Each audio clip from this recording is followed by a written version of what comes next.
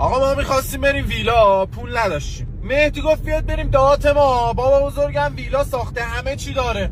گفتیم باشه بریم. گفت فقط شما چند تا دختر بیارید. رفیقم گفت باشه من میارم. رفتیم وسط بیابون دیدیم یه ویلا ساختن، رفتیم داخل، لباسا رو عوض کردیم. یهو مهدی برگشت گفت راستی بچه‌ها بهتون گفتم اینجا جن داره.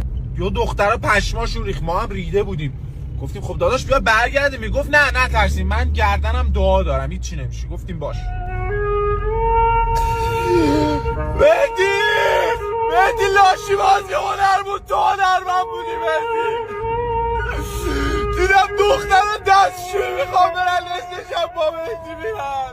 دیدم میخوام بخوابن، مهدی میبرن تو اتاقشون میخوابن. مهدی دیدم استخ میخوام برن، 4 تایی رفتن، مهدی هم بردن جن داره.